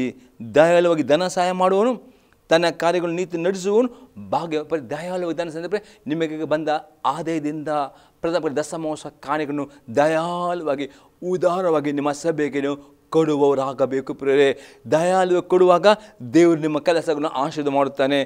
ಅವನೆಂದಿಗೂ ಕದಲುವುದಿಲ್ಲ. ನೀತಿವಂತನು ಯಾವಾಗಲೂ ನೆನೆಸುವರು, ಅವನಿಗೆ ಕೆಟ್ಟ ಸುದ್ದಿಯ ಭಯವಿರುವುದಿಲ್ಲ. ಯೋನಲ್ಲಿ ಭರವಸೆ ಅವನ ಮನಸ್ಸು ಸ್ಥಿರವಾಗಿ. ನಿಮ್ಮ ಮನಸ್ಸು ನಿಶ್ಚಿಂತನಾಗಬೇಕಾದ ಪ್ರೇರೆ. ಇವತ್ತು ಮೇನ್ ಆಗಿದೆ ಲೋಕದಲ್ಲಿ ಪ್ರೇರೆ. ಮನುಷ್ಯರಿಗೆ ಚಿಂತೆ ಬರೋದು ಯಾವಾಗ ಅಂದರೆ, ಯಾವಾಗ ಕೈಲಿ ಹಣ ಇಲ್ಲವೋ ಚಿಂತೆ ಆಗದೆ. ಈ ಲೋಕದಲ್ಲಿ ನಿಮಗೆ ಜೀವನ ಮಾಡೋಕ್ಕೆ ಹಣ ಬೇಕು ಪ್ರೇರೆ. ಆ ಹಣ ನಿಮಗೆ ಬೇಕು. ಆ ಹಣದಲ್ಲಿ ನಿಮಗೆ ಉಳಿತಾಯವಾಗಬೇಕಾಗಿದೆ. ನಿಮಗೆ ಬಂದ ಆದಾಯದಿಂದ ಬಂದ ಪ್ರಥಮ ಫಲಗಳಾದ ದಶಮದ ಕಾಣಿಕೆಯನ್ನು ಸನ್ಮಾನಿಸೋದೊಂದಿಗೆ ಮರೆತು ಬಿಡಬೇಡ್ರಿ. ದಶಮದ 10% ಕೊಡಲೇಬೇಕು. ಮತ್ತು ಅದಕ್ಕೆ ಹೆಚ್ಚು ಕೊಡೋದು ನಿಮ್ಮ ಕಾಣಿಕೆ ದಾನ. ಉದಾರ ಕೊಡ್ತೀರೋ ಆಗ ನಿಮಗೆ ಚಿಂತೆ ಇರುವುದಿಲ್ಲ, ನಿಶ್ಚಿಂತರಾಗ್ತೀರಿ. ಯಾವ ಯಾಕಂದರೆ ದೇವರು ನಿಮ್ಮ ಕೈ ಕೆಲಸಗಳು ನಮ್ಮ ಬಿಸ್ನೆಸ್ ಆಶೀರ್ವಾದ ಮಾಡ್ತಾನೆ. ನಿಮಗೆ ನಿಮ್ಮ ಹಣವು ಸೇವಿಸುತ್ತದೆ. ನೀವು ಸಾಲ ಇದ್ದರೂ ಸಾಲ ತೀರಿಸಲಿದ್ದರೂ ಸಹಾಯ ಮಾಡೋದು. ಒಂದು ವೇಳೆ ದೇವರ ಆಜ್ಞೆಗೆ ನೀವು ಅವಿದಾಗುವುದಾದರೆ ನೀವು ಎಷ್ಟು ದುಡಿದರೂ ನಿಮಗೆ ಸಾಕಾಗುವುದಿಲ್ಲ. ನಿಮಗೆ ಮನಸ್ಸು ಸಂಚ ಅದಕ್ಕೆ ಸ್ಥಿರ ಚಿತ್ತ ಬೇಕಾದರೆ ದೇವರ ವಾಕ್ಯ ವಿಧೇಯರಾಗಬೇಕು. ಅವರ ಮನಸ್ಸು ತೀರಿಸ್ತವೆ, ಅವರಲ್ಲಿ ಶಾಂತಿ ಇರ್ತವೆ, ಅವರಿಗೆ ಭರವಸೆ ಇರ್ತವೆ. ಈ ಉದಾಹರಣೆಯನ್ನು ನೋಡಿದೆ. ಇನ್ನೊಂದು ಎಕ್ಸಾಂಪಲ್ ನೋಡ್ತೇವೆ ಪ್ರೇರೆ. 1ನೇ ಕೊರಿಂಥದವರಿಗೆ ಬರೆದ ಪತ್ರಿಕೆ 15ನೇ ಅಧ್ಯಾಯದಲ್ಲಿ 58ನೇ ವಾಕ್ಯ. 1ನೇ ಕೊರಿಂಥದವರಿಗೆ ಬರೆದ ಪತ್ರಿಕೆ 15ನೇ ಅಧ್ಯಾಯದಲ್ಲಿ 58ನೇ ವಾಕ್ಯ. ಆದುದರಿಂದ ನನ್ನ ಪ್ರಿಯ ಸಹೋದರರೇ, ಸ್ಥಿರಚಿತ್ತರಾಗಿಯೂ ನಿಶ್ಚಲರಾಗಿರಿ. ನೀವು ಕರ್ತನ ಸೇವೆಯಲ್ಲಿ ಪಡುವ ಪ್ರಯಾಸವು ನಿಷ್ಫಲವಾಗುವುದಿಲ್ಲವೆಂದು ತಿಳಿದು ಕರ್ತನ ಕೆಲಸವನ್ನು ಯಾವಾಗಲೂ ಅತಿ ಆಸಕ್ತಿಯಿಂದ ಮಾಡುವರಾಗಿರಿ. ಅಪ್ಪಸ್ ಹೇಳ್ತಾನೆ, ನಿಮಗೆ ಏನು ದೇವರು ಸೇವೆಯನ್ನು ಕೊಟ್ಟಿದ್ದಾನೋ ಆ ಸೇವೆಯನ್ನು ಮಾಡಲಿಕ್ಕೆ ಯಾವಾಗಲೂ ಆಸಕ್ತಿಯಿಂದ ನೀವು ಮಾಡುವರಾಗಬೇಕು. ಯಾಕಂದರೆ ಕರ್ತನಿಗೋಸ್ಕರವಾಗಿ ಏನೇನು ಸೇವೆ ಮಾಡುತ್ತೀರೋ ನಿಮ್ಮ ಸಮಯವನ್ನು ತ್ಯಾಗ ಮಾಡಬಹುದು, ನಿಮ್ಮ ಹಣವನ್ನು ತ್ಯಾಗ ಮಾಡಬಹುದು, ನಿಮ್ಮ ತಾಳಂತಗಳನ್ನು ಉಪಯೋಗ ಮಾಡೋದು. ಅದಕ್ಕೆ ಪ್ರತಿಯೊಬ್ಬರು ಉಂಟು ಪ್ರಿಯ. ಯಾಕಂದರೆ ದೇವರ ಸೇವೆ ನೀವು ಮಾಡುತ್ತೀರೋ ಅವರಿಗೆ ಪ್ರಿಯ ನಿಮಗೆ ಲೋಕದಲ್ಲಿ ಪ್ರಿಯ ನೀವು ನಿಶ್ಚಿಂತರಾಗಿ ಜೀವನ ಮಾಡಬೇಕಾ ಆಶೀರ್ವಾದ. ಅದಕ್ಕೆ ಯೇಸು ಕ್ರಿಸ್ತನಂತೆ ಮತ್ತೆ ನಿಮ್ಮ ಸುವಾರ್ತೆ 6ನೇ ಅಧ್ಯಾಯದಲ್ಲಿ ಮೊದಲು ದೇವರ ರಾಜನ ಹುಡುಗದೆ ದೇವರ ರಾಜ್ಯಕ್ಕೋಸ್ಕರ ದೇವರು ಕೊಟ್ಟ ತಾಳಂತಗಳನ್ನು ಕೊಟ್ಟ ವರಗಳ ಸೇವೆಗಳನ್ನು ಅತಿ ಆಸಕ್ತಿಯಿಂದ ಸಂದರ್ಭ ಸಿಗುವಾಗ ಅದು ಉಪಯೋಗ ಮಾಡಬೇಕು ಪ್ರಿಯ. ಮತ್ತು ನೀತಿವಂತರ ತಾವಾಗ ಆಗ ಎಲ್ಲವೂ ದೇವರು ಕೊಡುತ್ತಾನೆ. ಯಾವ ಚಿಂತೆಯೂ ನಿಮಗೆ ಮುಟ್ಟದಂತೆ ದೇವರು ಕಾಪಾಡುವವನಾಗಿದ್ದಾನೆ ಪ್ರಿಯರೇ. ಇನ್ನೊಂದು ಎಕ್ಸಾಂಪಲ್ ನೋಡ್ತೇವೆ. ಕೊಲೊಸ್ಸೆಯವರಿಗೆ ಬರೆದ ಪತ್ರಿಕೆ 1ನೇ ಅಧ್ಯಾಯದಲ್ಲಿ 21ರಿಂದ 23ನೇ ವಾಕ್ಯ ತನಕ. ಇದಲ್ಲದೆ ನೀವು ಇಂದಿನ ಕಾಲದಲ್ಲಿ ಅನ್ಯರು ದುಷ್ಕೃತ್ಯಗಳನ್ನು ಮಾಡುವವರಾಗಿ ದ್ವೇಷ ಮನಸ್ಸುಳ್ಳವರು ಆಗಿದ್ದರು. ಆತ ನಿಮ್ಮನ್ನು ಸಹ ತನ್ನ ಕುಮಾರನ ಸ್ಥೂಲ ದೇಹದಲ್ಲಿ ಉಂಟಾದ ಮರಣದ ಮೂಲಕ ಈಗ ಸಂಧಾನ ಪಡಿಸಿಕೊಂಡಿದ್ದಾನೆ. ಮತ್ತು ನಿಮ್ಮನ್ನು ಪರಿಶುದ್ಧರನ್ನಾಗಿಯೂ ನಿರ್ದೋಷಗಳನ್ನಾಗಿಯೂ ನಿರಪರಾಧಿಗಳನ್ನಾಗಿಯೂ ತನ್ನ ಸನ್ನಿಧಿಯಲ್ಲಿ ನಿಲ್ಲಿಸಬೇಕೆಂದಿದ್ದಾನೆ. ನೀವು ಕೇಳಿದಂಥ ಆಕಾಶದ ಕೆಳಗಿರುವ ಸರ್ವ ಸೃಷ್ಟಿಗೆ ಸಾರಲ್ಪಟ್ಟಂಥ ಸುವಾರ್ತೆಯಿಂದ ಉಂಟಾದ ನಿರೀಕ್ಷಣೆ ಬಿಟ್ಟು ತೊಲಗಿ ಹೋಗದೆ ಆಸ್ತಿಯದ ಮೇಲೆ ನಿಂತು ಸ್ಥಿರವಾಗಿದ್ದು ನಂಬಿಕೆಯಲ್ಲಿ ನೆಲೆಗೊಂಡಿರುವುದಾದರೆ ಆ ಪದವಿ ನಿಮಗೆ ಪ್ರಾಪ್ತವಾಗುವುದು. ಇಲ್ಲಿ ಅಪೊಸ್ತಲರು ಹೇಳ್ತಾನೆ, ಯೇಸು ಕ್ರಿಸ್ತ ನಂಬಿಕೆಟ್ಟವರು ನೀಲಿ ದೇಶ ಅಂತಕೊಂಡವರು ನಿಮ್ಮ ಕರ್ತನ ನಂಬಿಕೆಯಲ್ಲಿ ಸ್ಥಿರವಾಗಿ ನಿಲ್ಲಬೇಕಾದರೆ ನೀವು ಒಂದು ಸಭೆಗೆ ಸ್ಥಿರವಾಗಿರಬೇಕು ಪ್ರೇರೆ. ಕರ್ತನ ಸಭೆ ಕಡೆ ತನಕ ನೀವು ಕರ್ತನ ಸಭೆಯಲ್ಲಿ ನಂಬಿಕಸ್ಥರಾಗಿ ಆ ಸಭೆ ಬಿಡದೇ ಇರುವುದಾದರೆ ದೇವರು ಯಾರು ಎಷ್ಟು ನಂಬಿಕೆ ಇಟ್ಟಿದ್ದಾರೋ ನೀಲಿ ಅವರು ಸ್ಥಿರವಾಗಿದ್ದರೆ ದೇವರು ಅವರನ್ನು ಪರಿಶುದ್ಧ ಮಾಡುತ್ತಾನೆ, ಅವ್ರ ನೀತಿವಂತ ಮಾಡ್ತಾನೆ. ಅವರಿಗೆ 100% ನಿತ್ಯ ಜೀವ ಅವರು ಹೊಂದಿಕೊಳ್ಳುತ್ತಾರೆ. ಆಗಿದೆ ನಿಮ್ಮ ಮನಸ್ಸು ಸ್ಥಿರವಾಗಿರಬೇಕು, ನಮಗೆ ಸ್ಥಿರವಾಗಿ ಇರಬೇಕು, ಕ್ರಿಸ್ತನ ದೃಢವಾಗಿ ಇರಬೇಕು. ಕರ್ತನ ಸಭೆಯಲ್ಲಿ ನಂಬಿಕಸ್ಥರಿರಬೇಕು. ಎಂದು ಕರ್ತನ ಸಭೆ ಬಿಟ್ಟುಕೊಂಡು ನೀವು ಮನೆಯಲ್ಲಿ ಕೂತ್ಕೊಂಡು ನೀವು ನಿಮ್ಮ ನಂಬಿಕೆಯಿಂದ ನೀವು ಹಿಂದರಿ ಆಗಿ ಹೋಗದಾಗೆ ನೀವು ಕಾಪಾಡಿಕೊಳ್ಳಬೇಕು ಪ್ರಿಯರೇ. ಅಂಥವರನ್ನು ದೇವರು ಅವರ ಮನಸ್ಸನ್ನು ದೇವರು ಕಾಯುತ್ತಾನೆ. ಅವರಲ್ಲಿ ಆ ದೇವರ ಭರವಸೆ ಅವ್ರ ನಿತ್ಯ ಜೀವವನ್ನು ಅವರು ಹೊಂದಿಕೊಳ್ಳುತ್ತಾರೆ ಪ್ರಿಯರೇ. ಇನ್ನೊಂದು ಎಕ್ಸಾಂಪಲ್ ನೋಡ್ತೇವೆ. ಇಬ್ರಿಯವರಿಗೆ ಬರೆದ ಪತ್ರಿಕೆ 6ನೇ ಅಧ್ಯಾಯದಲ್ಲಿ 12ರಿಂದ 19ನೇ ವಾಕ್ಯ ತನಕ. ನೀವು ಮಂದಮತಿಗಳಾಗಿರದೆ ಯಾರು ವಾಗ್ದಾನಗಳನ್ನು ನಂಬಿ ಅವುಗಳ ಫಲಕ್ಕೋಸ್ಕರ ಬಹು ದಿವಸಗಳವರೆಗೆ ಕಾದಿದ್ದು ಆ ಫಲ ಹೊಂದುತ್ತಾರೋ ಅವರನ್ನು ಅನುಸರಿಸಾಗಬೇಕೆಂದು ಕೋರುತ್ತೇನೆ. ದೇವರು ಅಬ್ರಹಾಮನಿಗೆ ವಾಗ್ದಾನ ಮಾಡಿದಾಗ ತನಗಿಂತ ಹೆಚ್ಚಿನ ಆಣೆ ಇಡುವುದಕ್ಕಾಗದೇ ಇದ್ದರಿಂದ ತನ್ನ ಆಣೆ ಇಟ್ಟು ನಿಜವಾಗಿ ನಿನ್ನನ್ನು ಆಶೀರ್ವದಿಸನು, ನಿನ್ನನ್ನು ಹೆಚ್ಚಿಸು ಎಂದು ಹೇಳಿದನಷ್ಟೇ. ಆ ವಾಗ್ದಾನದ ಫಲಕ್ಕೋಸ್ಕರ ಅಬ್ರಹಾಮನು ಬಹು ದಿವಸ ಕಾದುಕೊಂಡಿದ್ದು ಆ ಫಲವನ್ನು ದೇವರು ಹೇಳಿದ ಹಾಗೆ ಒಂದು ಅಪೊಸ್ತಲ ಪೌಲ ಹೇಳ್ತಾನೆ, ದೇವರು ಅಬ್ರಹಾಮನಿಗೆ ವಾಗ್ದಾನ ಮಾಡಿದನು. ಆ ವಾಗ್ದಾನ ಹೊಂದಿಕೊಳ್ಳಬೇಕಿದ್ದವನು ಕಡೆ ತನ್ನ ನಂಬಿಕೆಯಲ್ಲಿ ಆ ವಾಗ್ದಾನ ನಂಬಿದನು. ಆ ನಂಬಿಕೆ ದೃಢವಾಗಿ ಅದನ್ನು ಕಾದುಕೊಂಡು ಆ ರೀತಿ ದೇವರು ನಿಮಗೆ ಏನೋ ವಾಗ್ದಾನ ಕೊಟ್ಟಿರುತ್ತಾರೆ, ದೇವರಿಗೆ ಪ್ರವಾದನೆ ಕೊಟ್ಟಿರುತ್ತಾರೆ, ದೇವರ ದರ್ಶನ ಕೊಟ್ಟಿರುತ್ತಾರೆ. ದೇವರು ಕಾಣಿಸ್ ಅದು ನಿಮ್ಮ ಜೀವ ನೆರವೇರಿದ ತನಕ ಅಬ್ರಹಾಮನಿಗೆ ದೀರ್ಘ ತಾಳ್ಮೆಯಿಂದ ನೀವು ಕಾಯುವರಾಗಬೇಕು ಮತ್ತು ಅಬ್ರಹಾಮನಿಗೆ ದೇವರ ಪ್ರತಿಯೊಂದು ಆಜ್ಞೆಗೆ ವಿಧೇಯರಾಗಬೇಕು. ಆಗ ದೇವರು ವಾಗ್ದಾನ ದೇವರ ನೆರವೇರಿಸ್ತಾನೆ ಎಂಬುದರಲ್ಲಿ ಅಬ್ರಹಾಮನ ಮುಖಾಂತರ ಕಲಿತುಕೊಳ್ಳುತ್ತೇವೆ. 16ನೇ ವಾಕ್ಯ ನೋಡ್ತೇವೆ, ಮನುಷ್ಯರು ತಮಗಿಂತ ಹೆಚ್ಚಿನವನ ಆಣೆ ಇಡುತ್ತಾರಷ್ಟೇ, ಮಾತಿಗೆ ಆಣೆ ಇಟ್ಟು ಸ್ಥಿರಪಡಿಸಿದ ಮೇಲೆ ಅವರೊಳಗೆ ವಿವಾದವೇನೂ ಇರುವುದಿಲ್ಲ. ಹಾಗೆ ದೇವರು ತನ್ನ ಸಂಕಲ್ಪವು ನಿಶ್ಚಲವಾದೆಂಬುದನ್ನು ವಾಗ್ದಾನ ಫಲಕ್ಕೆ ಬಾಧ್ಯರಾಗುವವರಿಗೆ ಬಹು ಸ್ಪಷ್ಟವಾಗಿ ತೋರಿಸಬೇಕಾದ ಆಣೆ ಇಟ್ಟು ತನ್ನ ಮಾತನ್ನು ಸ್ಥಿರಪಡಿಸಿದನು. ಆಶ್ರಯವನ್ನು ಹೊಂದಬೇಕೆಂದು ಓಡಿ ಬಂದು ನಮ್ಮ ಮುಂದೆ ಇಟ್ಟಿರುವ ನಿರೀಕ್ಷೆಯನ್ನು ಹಿಡಿದುಕೊಂಡವರಾದ ನಮಗೆ 2 ನಿಶ್ಚಲವಾದ ಆಧಾರ ಇರುವ ಕಾರಣ ಬಲವಾದ ಧೈರ್ಯ ಉಂಟಾಯಿತು. ಈ ಆಧಾರವನ್ನು ಕೊಟ್ಟದಲ್ಲಿ ದೇವರು ಸುಳ್ಳಾಡಿಲಾರನು. ಆ ನಿರೀಕ್ಷೆಯು ನಮ್ಮ ಪ್ರಾಣಕ್ಕೆ ಲಂಗರದ ಆಗಿದ್ದು ಭರವಸೆಗೆ ಯೋಗ್ಯವಾದುದು ಸ್ಥಿರವಾದುದು ಆಗಿದೆ. ಪ್ರಿಯ ಅಪ್ಪಸ್ತಾನೆ, ದೇವರು ಪ್ರೇರೆ ನಿಮಗೆ ಏನು ವಾಗ್ದಾನ ಕೊಡ್ತಾನೆ, ಕನಸಿನ ಮುಖಾಂತರ ಆಗ್ಬೋದು, ಪ್ರವಾದನೆ ಮುಖಾಂತರ ಆಗ್ಬೋದು, ದರ್ಶನ ಮುಖಾಂತರ, ಅದು ನೆರವೇರಬೇಕಾದರೆ ಅಬ್ರಹಾಮನಿದ್ದ ಆ ನಂಬಿಕೆ ನಿಮ್ಮಲ್ಲಿ ಇರಬೇಕು. ಅಬ್ರಹಾಮನು 75 ವರ್ಷ ಪ್ರಾಯದಲ್ಲಿರುವಾಗ ದೇವರು ಅವನಿಗೆ ಹೇಳಿದನು, ನಾನು ನಿನಗೆ ಮಗನ ಕೊಡುತ್ತೇನೆ. ಈ ವಾಗ್ದಾನ ಕೊಟ್ಟ ದೇವರು 24 ವರ್ಷ ಮತ್ತು ದೇವರನ್ನು ಮಾತನಾಡಲ. ಆದರೂ 24 ವರ್ಷ ಅಬ್ರಹಾಮನ ನಂಬಿಕೆ ದೃಢವಾಗಿದ್ದನು. ಅದೇ ಅವನಿಗೆ 99 ವರ್ಷ ಪ್ರಾಯ ಆಗುವಾಗ ಪುನಃ ದೇವರಲ್ಲಿ ಮಾತಾಡಿಕೊಂಡು ದೇವರೇ, ನಾನು ಸರ್ವಶಕ್ತ ದೇವರು, ನನ್ನ ಮುಂದೆ ನಡೆಕೊಂಡು ದೋಷವಿಲ್ಲದನಾಗು ಎಂದು ಹೇಳಿ ನಾನು ನಿನಗೆ ಒಡಂಬಡಿಕೆ ಮಾಡುತ್ತೇನೆ, ನಿನಗೆ ಸಂತಾನವನ್ನು ಕೊಡುತ್ತೇನೆ. ಪುನಃ ದೇವರು ಅವನಿಗೆ ಅದೇ ವಾಗ್ದಾನ ರಿಪೀಟ್ ಮಾಡ್ತಾನೆ. ಅಷ್ಟೇ ದೇವರು ಅಂತ ಅವನಿಗೆ ಸುನ್ನತಿ ಮಾಡಲಿಕ್ಕೆ ಅದರ್ಥಪ್ರೆ ದೇವರು ಕೊಟ್ಟ ವಾಗ್ದಾನವು ಮೇಲೆ ನೆರವೇರಬೇಕಾದ್ರೆ ಅಬ್ರಹಾಮನಾಗಿನೂ ದೀರ್ಘ ತಾಳ್ಮೆಯಿಂದ ಇರಬೇಕು. ಮತ್ತು ಅಬ್ರಹಾಮನು ಆ 25 ವರ್ಷ ಅವನು ದೇವರ ಮೇಲೆ ಗುಣಗುಟ್ಟಲಿಲ್ಲ, ಅಪನಂಬಿಕೆ ಮಾಡಲಿಲ್ಲ. 25 ವರ್ಷ ಅವನು ದೇವರಿಗೆ ಸ್ತೋತ್ರ ಮಾಡುತ್ತಾ ಸ್ತುತಿ ಮಾಡುತ್ತಾ ನಂಬಿಕೆಯಲ್ಲಿ ದೃಢವಾಗಿದ್ದನು. ನಂಬಿಕೆಯನ್ನೇ ಅವನು ಮಾತನಾಡುತ್ತಿದ್ದನು. ಅದೇ ರೀತಿ ನಂಬಿಕೆಯನ್ನೇ ಮಾತನಾಡಬೇಕು, ಗುಣಗುಟ್ಟರಾಗಬೇಕು. ಅಷ್ಟೇ ಅದೇ ಅಬ್ರಹಾಮನ ಹಾಗೆ ಅಬ್ರಹಾಮನ ದೇವರು 99 ವರ್ಷ ಪ್ರಾಯವಾಗ ಸುನ್ನತಿ ಮಾಡಲಿಕ್ಕಿದ್ದಾನೆ. ಇವತ್ತು ಸುನ್ನತಿ ಆತ್ಮಿಕತೆ ದೇವರು ಕೊಟ್ಟ ಪ್ರತಿಯೊಂದು ಆಜ್ಞೆಗಳಿಗೂ ವಿದ್ಯಾರಾಗಬೇಕು. ಯಾವುದೇ ಆಜ್ಞೆ ಕಷ್ಟ ಎಂಬುದಾಗಿ ಬಂದರೆ ಅಪ್ಪಸ್ತಲ ಯೋಹನ ಹೇಳ್ತಾನೆ, 1ನೇ ಯೋಹನ ಬರೆದ ಪತ್ರಿಕೆ 5ನೇ ಅಧ್ಯಾಯದಲ್ಲಿ 3ನೇ ವಾಕ್ಯ, ದೇವರ ಮೇಲಿನ ಪ್ರೀತಿ ಏನೆಂದರೆ ಆತ್ಮ ಆಜ್ಞೆಗಳನ್ನು ಕೈಕೊಂಡು ನಡೆಯುವುದೇ, ಆತ್ಮ ಆಜ್ಞೆಗಳು ಭಾರವಾದವುಗಳು ಅಲ್ಲ. ಹಾಗಾದರೆ ನಿಮ್ಮ ಜೀವಿತದಲ್ಲಿ ಆ ಸ್ಥಿರಚಿತ್ತವನ್ನು ಆಗಬೇಕು. ನೀವು ಯಾವಾಗ ನಿಮ್ಮ ಶಾಂತಿಯು ನೆಲೆಗೊಳ್ಳಬೇಕು, ನಿಮ್ಮಲ್ಲಿ ಪರಿಪೂರ್ಣ ಭರವಸೆ ಬೇಕಾದರೆ ದೇವರ ಪ್ರತಿಯೊಂದು ಆಜ್ಞೆಗಳನ್ನು ಕೈಕೊಂಡು ನಡೆಯಬೇಕು. ಯಾವ ಆಜ್ಞೆ ಭಾರ ಕಠಿಣ ಎಂಬುದ ಬಿಟ್ಟು ಬಿಡಬಾರದು. ನೋಡಿ ಅಬ್ರಹಾಮನು ಆ 99 ವರ್ಷ ಆಗುವಾಗ ಅವನು ಸುನ್ನತಿ 8 ದಿನದ ಮಗುವಿಗೆ ಮಾಡಲಿಕ್ಕಿತ್ತು. ಅದೇ ಅವನು 99 ವರ್ಷ ಸುನ್ನತಿ ಮಾಡಿದನು. ಅಲ್ಲಿದ್ದ ಆಜ್ಞೆ ಆ ವಿಧೇಯತೆ ನೋಡಿದ ದೇವರು ಅವನಿಗೆ ವಾಗ್ದಾನ ಮಾಡಿದ ಹಾಗೆ ಮಗನ ಕೊಟ್ಟನು. ಇಲ್ಲಿ ನಾವು ಅಪ್ಪಸ್ತಲ ಹೇಳ್ತಾನೆ, ದೇವರು ವಾಗ್ದಾನ ಮಾಡಿದ ಹಾಗೆ ಅವನು ನಂಬಿದ್ದನು, ದೀರ್ಘ ಕಾದಿದ್ದನು. ಮತ್ತು ದೇವರಿಂದ ಸುಳ್ಳಾಡುವುದಿಲ್ಲ. ದೇವರು ಎಂದಿಗೂ ಸುಳ್ಳಾಡುವುದಿಲ್ಲ.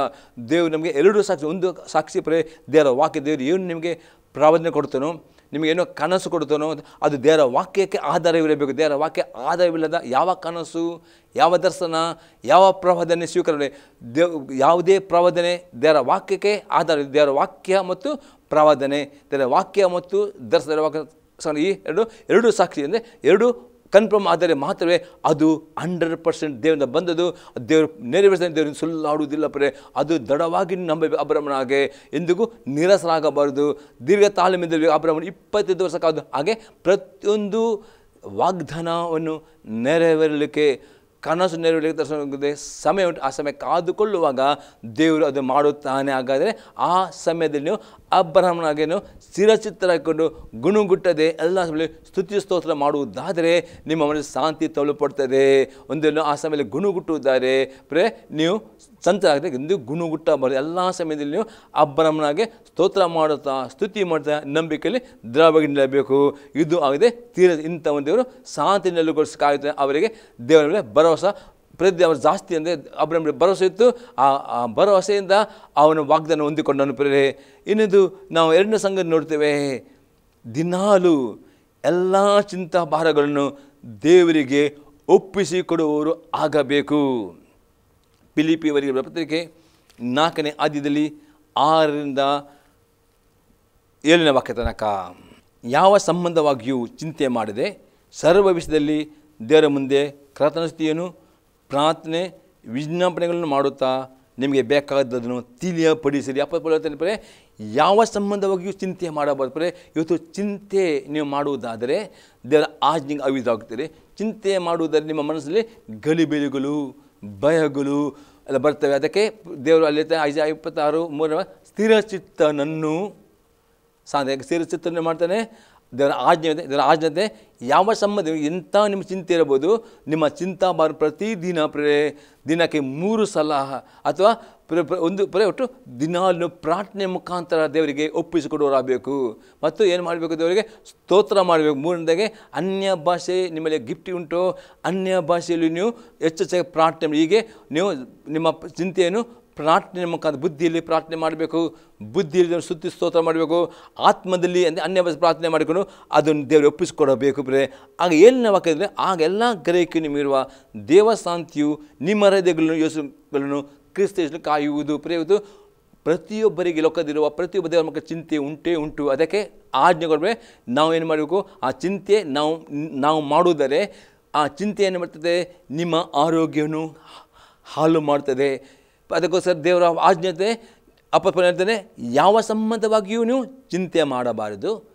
ಚಿಂತೆಯನ್ನು ಏನು ಮಾಡಬೇಕು, ಸರ್ವ ವಿಷಯದಲ್ಲಿಯೂ ಆ ಚಿಂತೆಯನ್ನು ಪ್ರಾರ್ಥನೆ ಮಾಡಬೇಕು, ವಿಜ್ಞಾಪನೆ ಮಾಡಬೇಕು. ಸೊ ಹಾಗಾದರೆ ಎಷ್ಟು ನೀವು ಪ್ರಾರ್ಥನೆ ಮಾಡ್ತೀರೋ, ಎಷ್ಟು ಅನ್ಯ ಭಾಷೆ ಅಷ್ಟು ನಿಮ್ಮ ಚಿಂತೆ ದೇವರು ಒಪ್ಪಿಸಿಕೊಟ್ಟರೆ ಮಾತ್ರವೇ ನಿಮ್ಮ ಮನಸ್ಸು ನಿಶ್ಚಿಂತವಾಗುತ್ತದೆ.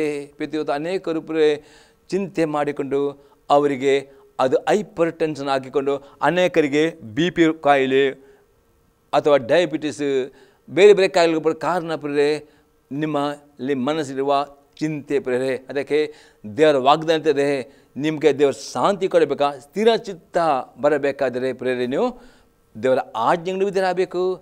ಎರಡನೇದಾಗಿ ನಿಮ್ಮೆಲ್ಲ ಚಿಂತೆಯ ಭಾರವನ್ನು ದಿನಾಲು ಅತಿ ಹೆಚ್ಚು ಪ್ರಾರ್ಥನೆ ಮಾಡಬೇಕು. ಕಡಿಮೆ ಪ್ರಾರ್ಥನೆ ನೋಡ್ತೇವೆ, ದಾನಿಯೇಲನಿಗೆ ನೋಡಿದ್ದೇವೆ ದಿನಕ್ಕೆ 3 ಸಲ ಪ್ರಾರ್ಥನೆ ಮಾಡಿದನು. ದಾವೀದನು ನಿಮಗೆ ತುಂಬ ಚಿಂತೆ ಇದೆ, ದಿನಕ್ಕೆ 3 ಸಲ ಅಥವಾ 3 ಗಂಟೆ ಅಂದರೆ ಒಟ್ಟು ಜಾಸ್ತಿ ನೀವು ಪ್ರಾರ್ಥನೆ ಮಾಡಬೇಕು. ಬುದ್ಧಿಯಲ್ಲಿ ಪ್ರಾರ್ಥನೆ ಮಾಡಬೇಕು, ಬುದ್ಧಿಯಲ್ಲಿ ಅರ್ಥ ಮಾಡಬೇಕು, ಅನ್ಯ ಭಾಷೆ ಈ ರೀತಿ ನೀವು ಚಿಂತೆಯನ್ನು ದೊರಕಲು ಒಪ್ಪಿಸಿಕೊಟ್ಟರೆ ಮಾತ್ರವೇ ನಿಮ್ಮ ಮನಸ್ಸು ನಿಶ್ಚಿಂತ ಇರುತ್ತದೆ. ಆಗ ನಿಮಗೆ ಉತ್ತರ ಬರೋ ತನಕ ನಿಮ್ಮ ಮನಸ್ಸಿನಲ್ಲಿ ಸಮಾಧಾನವು ನೆಲೆಗೊಳ್ಳುತ್ತೆ ಮತ್ತು ತಕ್ಕ ಸಮಯದಲ್ಲಿ ಉತ್ತರವನ್ನು ಹೊಂದುತ್ತೀರಿ.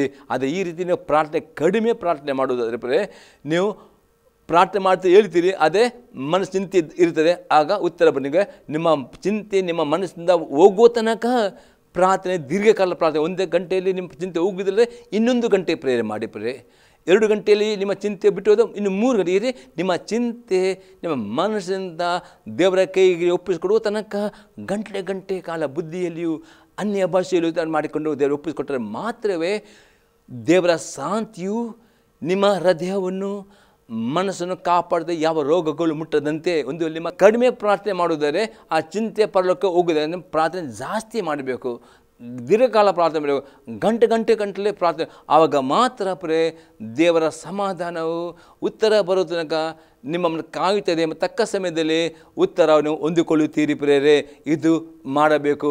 ನಿಮ್ಮ ಮನಸ್ಸು ಶಾಂತಿ ನೆಲೆಗೊಳ್ಳಬೇಕಾದ ಇನ್ನೊಂದು ಪ್ರಾರ್ಥನೆ ಬಗ್ಗೆ ಎಕ್ಸಾಂಪಲ್ ನೋಡ್ತೇವೆ. ಯಾಕೆ 3 ಗಂಟೆ ಅಥವಾ 3 ಸಲ ಪ್ರಾರ್ಥನೆ ಮಾಡೋದನ್ನು ನೋಡಿದ್ರೆ ಕೀರ್ತನೆ 55ನೇ ಕೀರ್ತನೆಯಲ್ಲಿ 16ರಿಂದ 18ರ ವಾಕ್ಯ. ನಾನಂತೂ ದೇವರಾದ ಯೆಹೋವನಿಗೆ ಮೊರೆಯಿಡುವೆನು, ಆತನನ್ನು ರಕ್ಷಿಸುವನು. ತ್ರಿಕಾಲದಲ್ಲಿಯೂ ಹಂಬಲಿಸುತ್ತಾ ಮೊರೆಯಿಡುವೆನು. ಆತ ಹೇಗೂ ನನ್ನ ಮೊರೆಯನ್ನು ಕೇಳಿ, ನನ್ನ ವಿರೋಧಿಗಳು ಅನೇಕರಿದ್ದರು, ಅವರು ನನ್ನ ಮುಟ್ಟದಂತೆ ಸುರಕ್ಷಿತವಾಗಿ ಇಡುವನು. ನೋಡಿ, ದಾವಣಿಗೆ ಚಿಂತೆ ಇರುವಾಗ ಬರೋದು 3 ಸಲ ಬೆಳಿಗ್ಗೆ ಮತ್ತು 3 ಸಲ ಪ್ರಾರ್ಥನೆ. ಹಾಗಾದರೆ ನಿಮಗೆ ಚಿಂತೆ ನಿಮ್ಮಲ್ಲಿ ಇರುವಾಗ ನೀವು 3 ಸಲ ಅಥವಾ ಒಂದೇ ಸಲ 3 ಗಂಟೆ ಯಾವುದು ಪ್ರಾರ್ಥನೆ ಮಾಡಬೇಕಂದ್ರೆ ಅಷ್ಟು ಪ್ರಾರ್ಥನೆ ಮಾಡಿದರೆ ಮಾತ್ರವೇ ಆ ಚಿಂತೆ ನಿಮ್ಮನ್ನು ಬಿಟ್ಟು ಪರಲೋಕ ಹೋಗುತ್ತದೆ. ಆಗ ಪರಲೋಕವು ನಿಮಗೆ ಸಮಾಧಾನ ಕೊಡುತ್ತದೆ. ಅಂದರೆ ನಿಮ್ಮ ಪ್ರಾರ್ಥನೆ ಕಡಿಮೆ ಆದರೆ ಚಿಂತೆ ನಿಮ್ಮಲ್ಲಿ ಉಳಿಯುತ್ತದೆ. ನಿಮ್ಮ ಚಿಂತೆ ಕಡಿಮೆ ಆಗುತ್ತೆ ನೀವು ಅನೇಕರು ದೇವರ ನೀವು ಚಿಂತೆ ಮಾಡ್ತಾ ಇದ್ದೀರಿ ನಿಮ್ಮ ಮನಸ್ಸಲ್ಲಿ ಭಯ ಉಂಟು, ನಿರಾಸೆ ಉಂಟು, ಅನೇಕ ಚಿಂತೆ ಮಾಡಿಕೊಂಡು ಆರೋಗ್ಯ ಕೆಟ್ಟೋಗಿದಾಗಿದೆ. ಇವತ್ತು ನೀವು ಸ್ಥಿರಚಿತ್ತ ಆಗಬೇಕಾದರೆ, ನಿಮಗೆ ಸಮಾಧಾನ ಬೇಕಾದರೆ ಪ್ರಾರ್ಥನೆ, ದೀರ್ಘಕಾಲ ಪ್ರಾರ್ಥನೆ ಅಭ್ಯಾಸ ಮಾಡಿ 1 ಗಂಟೆಗಿಂತಲೂ ಜಾಸ್ತಿ ಪ್ರಾರ್ಥನೆ ಮಾಡಿ. ಅದನ್ನು 3 ಸಲ ಪ್ರಾರ್ಥನೆಗೆ ನಂಬಬೇಕು. ದೇವರ ಆಜ್ಞೆ ಸತ್ಯವಾಗಿದೆ. ಯೇಸು ಕ್ರಿಸ್ತನು ಹೇಳ್ತಾನೆ, ಪ್ರೇರೆ ಅಪೊಸ್ತಲ ಪೌಲನು ಹೇಳ್ತಾನೆ, ಹಾಗೆ ಅಪೊಸ್ತಲ ಪೇತ್ರನು ಹೇಳ್ತಾನೆ, 1 ಪೇತ್ರ 5ನೇ ಅಧ್ಯಾಯದಲ್ಲಿ 7ನೇ ವಾಕ್ಯ, ನಿಮ್ಮ ಚಿಂತಾ ಭಾರವನ್ನೆಲ್ಲ ಆತನ ಮೇಲೆ ಹಾಕಿರಿ, ಆತ ನಿಮಗೋಸ್ಕರ ಚಿಂತೆ. ಅದೇ ರೀತಿ ಕೀರ್ತನೆ 50 20ನೇ ವಾಕ್ಯ ಸಹ ಹೇಳ್ತದೆ, ನಿನ್ನ ಚಿಂತಾಭಾರವನ್ನು ಯೋನ ಮೇಲೆ ಹಾಕು, ಆತ ನಿನ್ನನ್ನು ಉದ್ಧಾರ ಮಾಡೋನು, ನೀತಿವಂತನಿಗೂ ಪುನಃ ದಾವೀದನು ಹೇಳ್ತಾನೆ, ಏನು ಹೇಳ್ತಾನೆ, ನಿನ್ನ ಚಿಂತಾಭಾರವನ್ನು ಯೋನ ಮೇಲೆ ಹಾಕು, ಆತನ ಉದ್ಧಾರ ಮಾಡೋನು, ನೀತಿವಂತನಿಗೂ. ಆಗದೆ ನಿಮ್ಮ ಚಿಂತಾಭಾರವನ್ನು ಯೋನ ಮೇಲೆ ಹೇಗೆ ಹಾಕುವುದಿಲ್ಲ, ದಾವೀದನು ದಿನಕ್ಕೆ 3 ಸಲ ಪ್ರಾರ್ಥನೆ ಮಾಡಿ ತನ್ನ ಚಿಂತೆಯನ್ನು ದೇವರು ಆ ರೀತಿಯೂ ಪ್ರಾರ್ಥನೆ ದೇವರಿಗೆ ನಿಮ್ಮ ಚಿಂತೆ ಕೊಟ್ಟರೆ ದೇವರು ನಿಮ್ಮ ಚಿಂತೆಯನ್ನು ಆತನ ತೆಗೆದು ಆತ ನಿಮಗೋಸ್ಕರ ಚಿಂತಿಸ್ತಾನೆ, ಆತ ನಿಮ್ಮ ಕಷ್ಟದಿಂದ ಬಿಡುಗಡೆ ಕೊಡ್ತಾನೆ ಮತ್ತು ನಿಮಗೆ ಸಮಾಧಾನ ಕೊಡ್ತಾನೆ. ಯಾವುದೇ ರೋಗಗಳು ನಿಮ್ಮನ್ನು ಮುಟ್ಟದಂತೆ ನಿಮ್ಮ ಸರ್ಪನ್ನು ಕಾಪಾಡುವವನು ಆಗಿದ್ದಾನೆ. ಪ್ರಿಯರೇ, 3ನೇ ಸಂಗತಿ ನೋಡ್ತೇವೆ, ದೇವರ ಮೇಲೆ ಸಂಪೂರ್ಣವಾದ ಭರವಸೆ ಉಳ್ಳವರಾಗಬೇಕು. ಕೀರ್ತನೆ 31 ಅದರಲ್ಲಿ 19 ಮತ್ತು 20ನೇ ವಾಕ್ಯ, ಸದ್ಭಕ್ತರಿಗೋಸ್ಕರ ನೀನು ಇಟ್ಟುಕೊಂಡಿರುವ ಮೇಲು, ಆಶ್ರಿತರಿಗೋಸ್ಕರ ನೀನು ಎಲ್ಲರ ಮುಂದೆ ಮಾಡಿದ ಉಪಕಾರ ಎಷ್ಟೋ ವಿಷಯ. ದಾವೀದನೇ, ನೀವು ದೇವರ ವಾಕ್ಯಕ್ಕೆ ಯಾರು ವಿದ್ಯಾರ್ಥಿ ನಡೆಯುತ್ತೀರೋ ನೀವು ಸದ್ಭಕ್ತರಾಗಿದ್ದೀರಿ, ಮತ್ತು ಸದ್ಭಕ್ತರಿಗೋಸ್ಕರ ದೇವರು ಮೇಲನ್ನಿಟ್ಟಿದ್ದಾನೆ, ಆಶೀರ್ವಾದ. ಅದು ಎಲ್ಲರಿಗೆ ಕಾಣುವ ರೀತಿಯಲ್ಲಿ ದೇವರು ನಮ್ಮನ್ನು ಆಶೀರ್ವಾದ ಮಾಡಾಗುತ್ತೆ. ಇವತ್ತು ಪ್ರೇರೆ ನಿಮಗೆ ಆಶೀರ್ವಾದ ಬರಬೇಕಾ, ನೀವು ಸ್ಥಿರಚಿತ್ತರಾಗಬೇಕಂತ ದೇವರ ಪ್ರತಿಯೊಂದು ಆಜ್ಞೆಯನ್ನು ಕೈಕೊಂಡು ನಡೆಯುವುದಾದರೆ ಸ್ಥಿರಚಿತ್ತರಾಗ್ತೀರಿ. ಸದ್ಭಕ್ತರ 100% ಅವರನ್ನು ದೇವರು ಮಾಡ್ತಾನೆ. ಎಲ್ಲರ ಎದುರಿನಲ್ಲಿ ನಿಮ್ಮ ತಲೆಯನ್ನು, ನಿಮ್ಮ ಕುಟುಂಬವನ್ನು ದೇವರು ಎತ್ತುತ್ತಾನೆ. ನಿಮಗಾದ ಅವಮಾನಕ್ಕೆ 2 ಪಟ್ಟು ಮಾನ ಕೊಟ್ಟೇ ಕೊಡುತ್ತಾನೆ. ಪ್ರಿಯ, ನಿಮಗೆ ಏನು ನಷ್ಟವಾಗಿದ್ದು 2 ಪಟ್ಟು. ಯೋಬನು ಪ್ರಿಯರೇ ಆತನು ಕಷ್ಟದಲ್ಲಿ ಕಳೆದುಕೊಂಡು 2 ಪಟ್ಟು ಮಾನವನ್ನು 2 ಪಟ್ಟು, ಅದೇ ಆ ರೀತಿ ನಿಮಗೆ 2 ಪಟ್ಟು ಮಾನ 2 ಪಟ್ಟು ಆಸೆ ಕೊಟ್ಟೇ ಕೊಡುತ್ತಾನೆ. ಹಾಗಾದರೆ ನೀವು ಸದ್ಭಕ್ತರಾಗಿ ಜೀವನ ಮಾಡಬೇಕಾದ್ರೆ ದೇವರೆಲ್ಲ ಆಜ್ಞೆ ಕೈಕೊಂಡು ನಡೀಬೇಕು ಮತ್ತು ನಂಬಬೇಕು.